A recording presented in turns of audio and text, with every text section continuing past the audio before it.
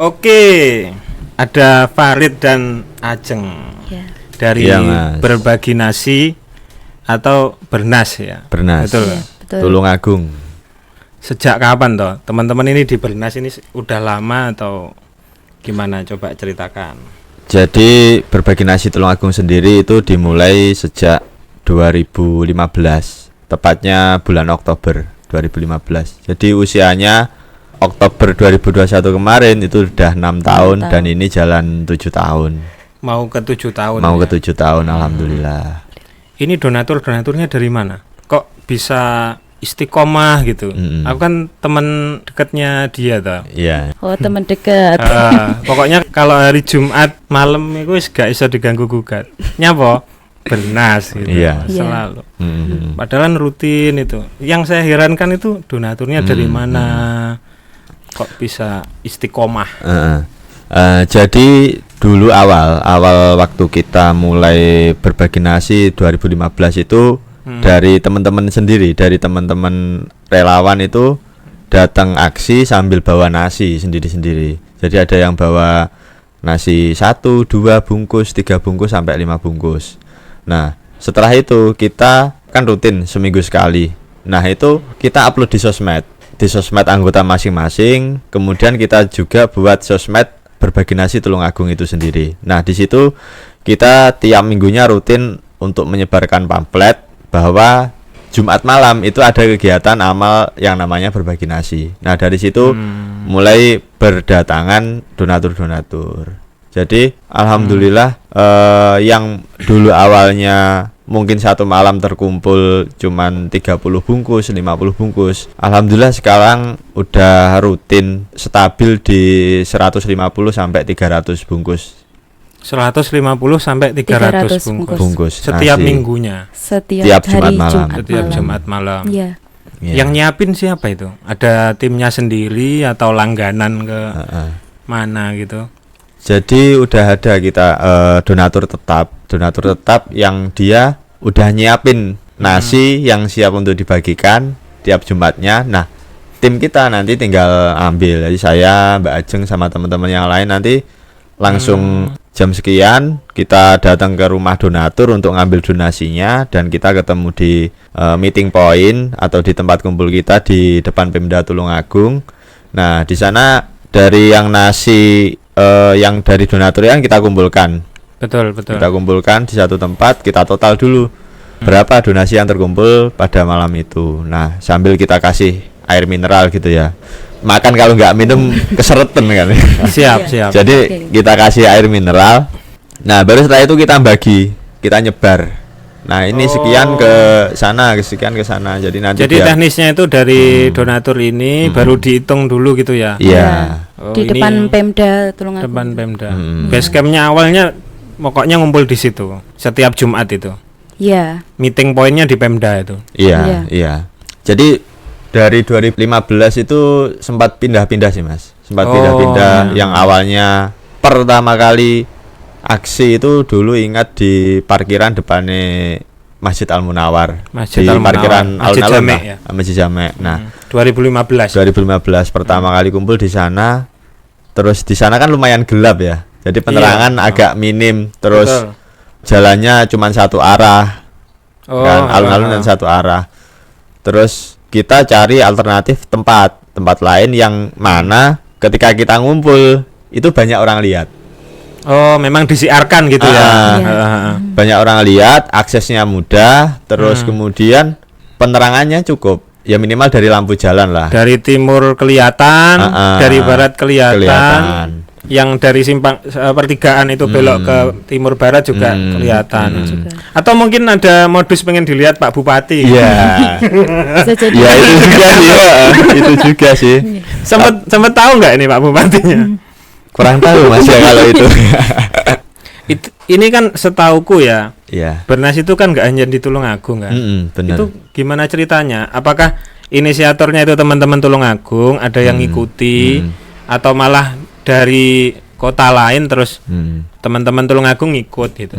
Jadi awalnya itu Berbagi Nasi itu sebuah gerakan yang dimulai di Kota Bandung, Jawa Barat. Bandung Jawa Barat. Oh. Nah, itu di tahun kalau nggak salah, mohon dikoreksi ya teman-teman, nanti mungkin bisa di searching sekitar 2011-2012. Oh. Itu pertama. Ya kayak ini, logonya ya kayak ini enggak? Ada lagi logo yang nasional, Emergency Response Team kalau nggak salah, lupa. Berarti saya. nggak terstruktur juga dong?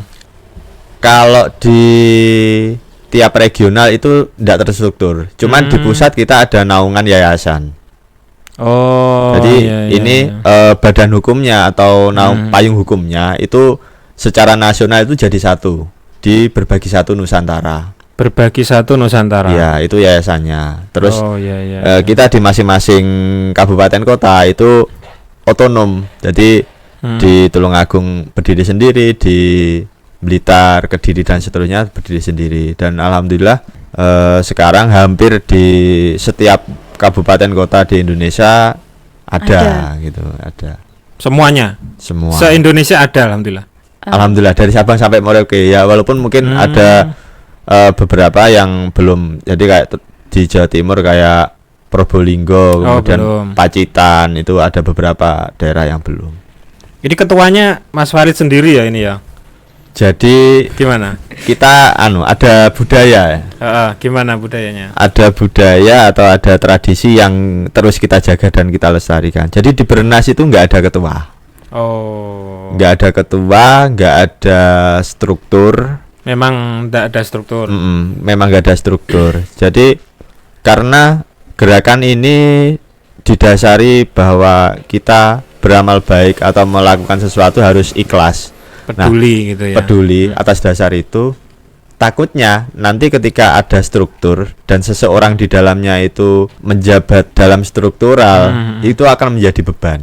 Menjadi beban. Terus niat awalnya malah lupa gitu ya. Nah, seperti itu. Ditunggangi kepentingan gitu. Nah, ada potensi itu.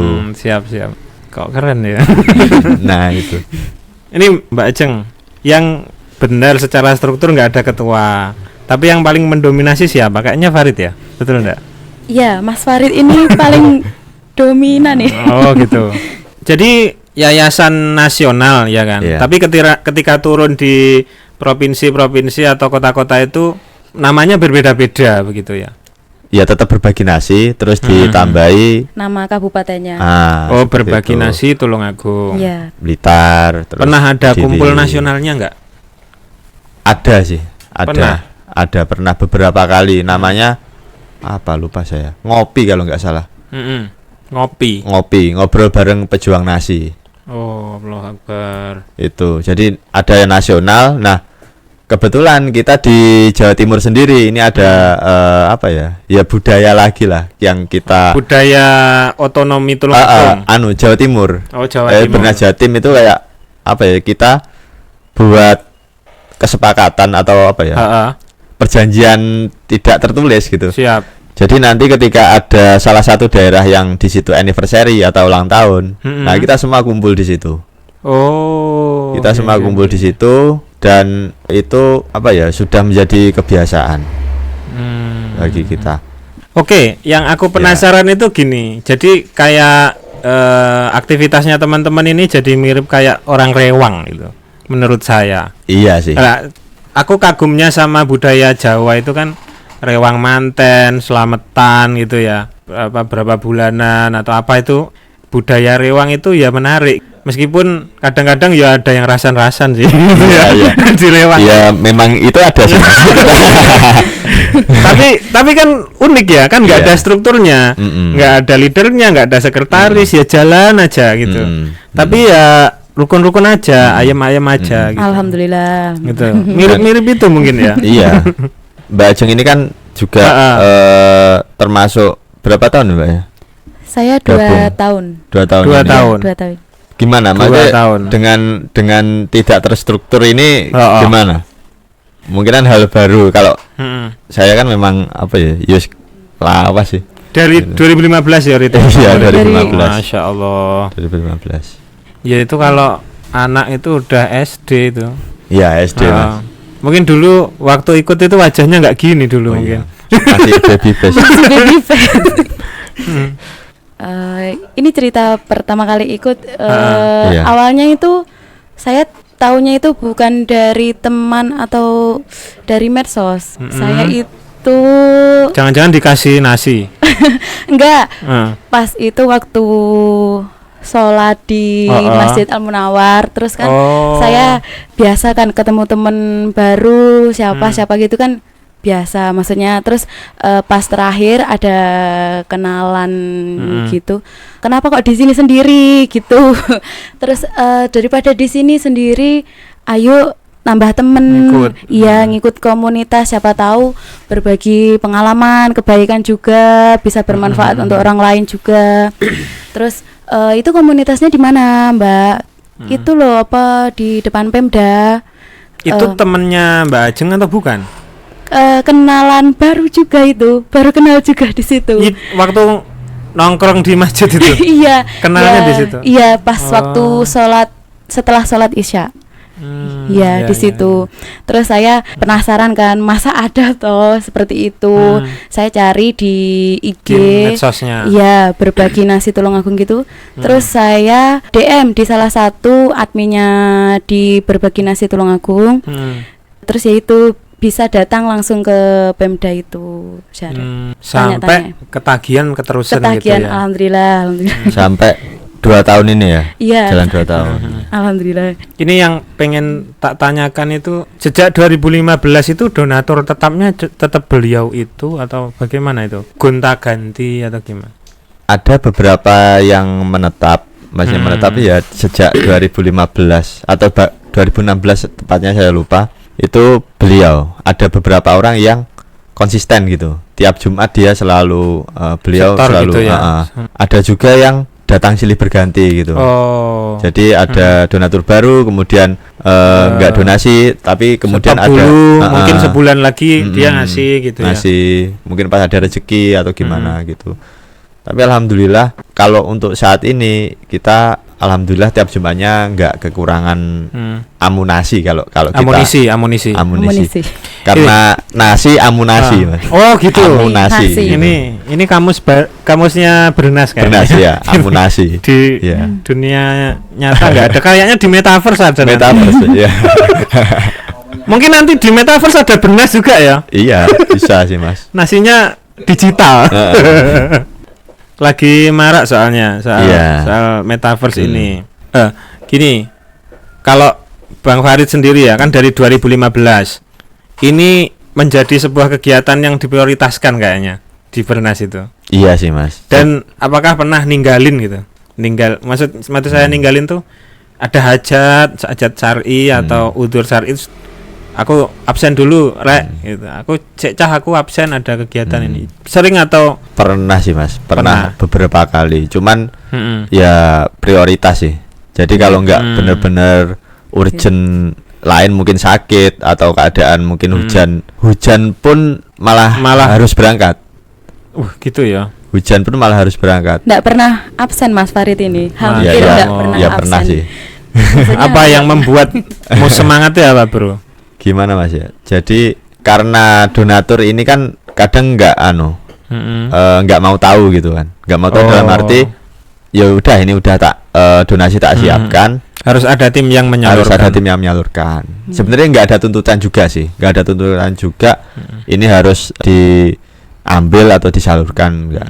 Cuman mungkin kayak ada sesuatu yang mubazir gitu ya, kalau nggak lebih di situ. Terus lebih ke kita menjaga harapan dari para donatur sama penerima donasi juga.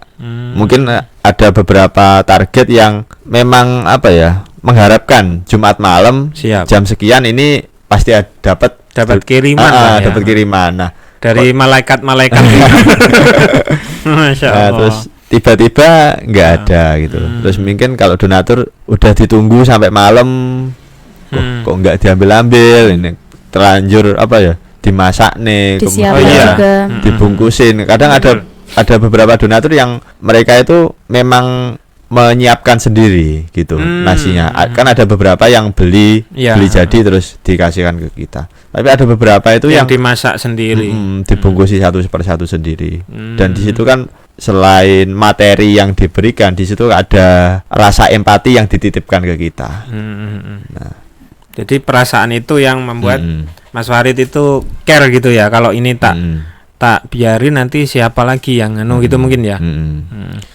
Nah, aku yang penasaran lagi tuh teman-teman. Nah, ini kan Mas Farid bertiga ya, ada Mbak Risma juga. Nanti harus cerita ini Mbak Risma. Kalau Mbak Ajeng sendiri apa yang ditemukan di situ? Atau karena ini sedekah yang istiqomah itu kan seminggu sekali gitu ya. Jadi ada yang sedekah nasi, ada yang sedekah tenaga teman-teman. Dan mungkin saya juga yakin teman-teman juga nyumbang pasti. Nah, apa yang dirasakan dari segi spiritual mungkin, atau hal-hal sing nggak pernah sampai rasakan sebelumnya tapi sampean rasakan saat jadi aktivis di Pernas ini, kira-kira apa? Mbak Ajeng coba.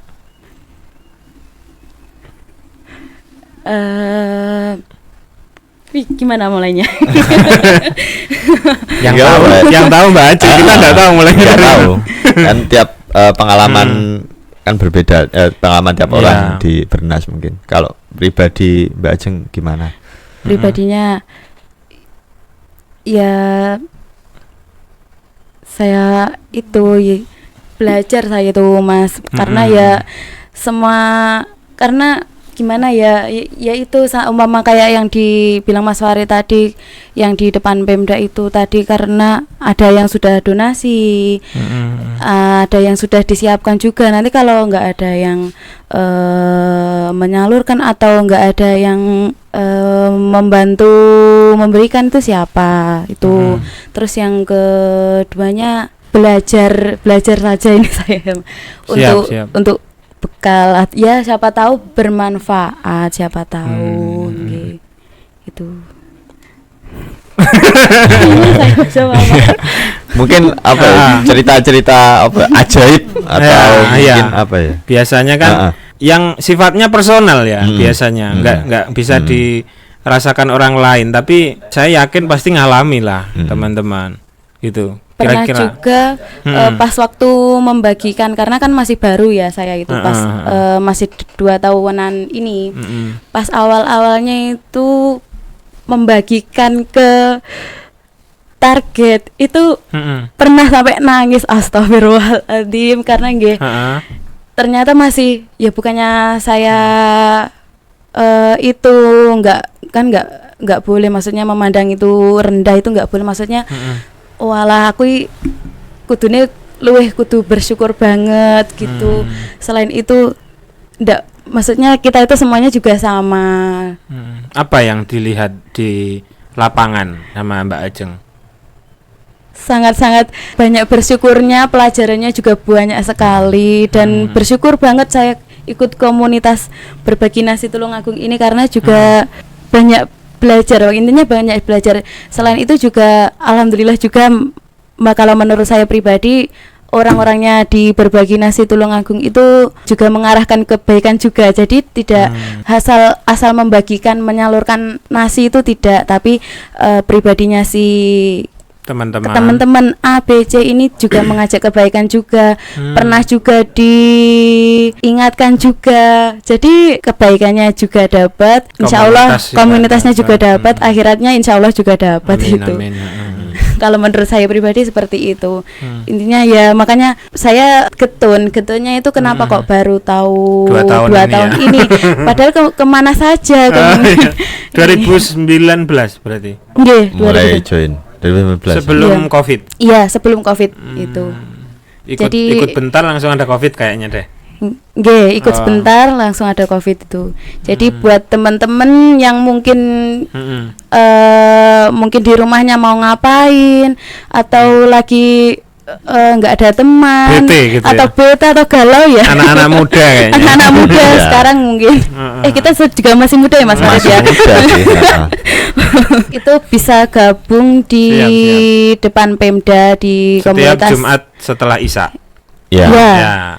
Bisa Tulungagung ya tentunya. Iya, Pemda Tulungagung. Nanti kita undang yang daerah yang lain. Kalau lagi ultahnya Pernas Tulungagung, kayaknya teman-teman dari semua kota lain kita ajak ini. Siap. Untuk ke podcast Muhammad, ya enggak? Apa yang ditemukan gitu yang benar-benar bisa diceritakan? Mungkin ada orang yang tidak pernah Mbak Ajeng lihat di situ.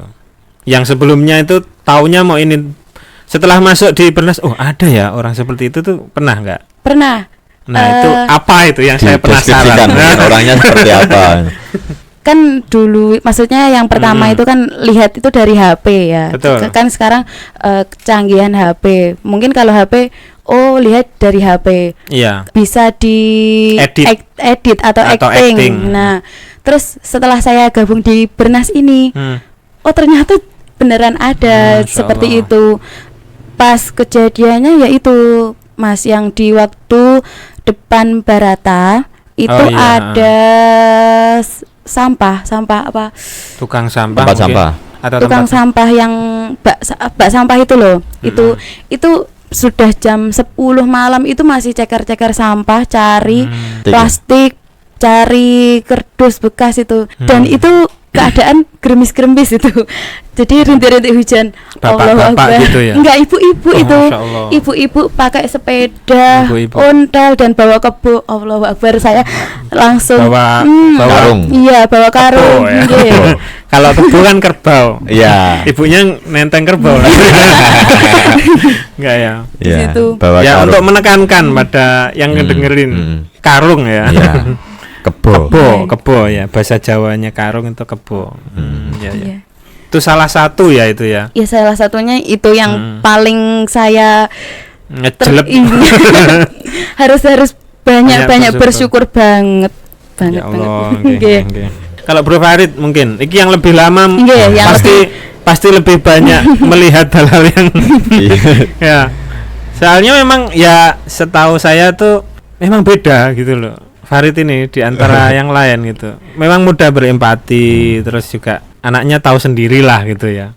Apa yang banyak yang dilihat gitu. Pernah ada yang lucu, ada yang ada yang menyedihkan gitu. Dari yang menyedihkan dulu Mas. Jadi yang menyedihkan dulu. Siap. Itu ada kakek sama nenek. Dia itu tidur di emperan toko. Membawa becak. Kemudian becaknya itu kemungkinan dia mulung, jadi cari sampah plastik. Gitu. Jadi kakek sama nenek ini tidur ya cuman di emperan toko, becaknya diparkir, kemudian tidur di bawah becak itu. Tiap malam itu, hampir saya menjumpai beliau. Setiap minggu ada lah. Setiap minggu ada selama 1-2 tahun. Setelah itu enggak tahu beliau kemana. Terus sempat juga ada beberapa kali target itu kita kasih donasi ya. Kita kasih donasi. Mereka itu mendoakan kita gitu. Yang gitu baik-baik dan sangat terlihat sekali ketulusannya gitu. Bener-bener mereka berterima kasih dari hati. Ya mungkin karena kok ada yang perhatian atau gimana, atau mungkin mereka memang posisi bener-bener lapar gitu. Ya Allah. Nggak tahu. Cuman dari apa yang keluar dari perkataan mereka, target-target ini sangat tulus sekali. Mereka sangat menghargai pemberian kita gitu. Itu yang sangat sangat menyentuh kemudian. Nah, ada juga yang lucu. Nah, ini ada yang lucu. Siap. Wajib diceritakan. Saya kok udah ketawa Mas Farid. Kayaknya janjian ini. Jadi ada yang lucu. Target kita kan macam-macam kan Mas. Jadi ada tukang becak, pemulung, pengamen. Termasuk salah satunya adalah ODGJ, orang dengan gangguan jiwa. Karena nyebut orang gila kayaknya nggak boleh. Karena ODGJ itu ya, ODGJ. Nah, ODGJ kan fisiknya sehat kan Mas. Jadi jalan jalan. Terus kita tahu kalau dia ODGJ, kita samberin, kita kasih nasi. Terus dia ngomong, "Bah, nggak usah Mas. Wes parek, duitnya enek." Oh gitu. Malah minta uang dia. Nggak perlu makan gitu. Jadi ada yang gitu. Terus ada yang minta rokok. Jadi minta rokok pernah tuh. Gitu. Kita kasih ngasih nggak mau, malah minta rokok. Dikasih dong. Ya kebetulan nggak bawa sih. Nggak dapat apa-apa nih. Nggak dapat apa-apa. Nggak mau juga dikasih nasi ya. Nggak mau. Ya karena memang ODGJ gitu. Iya.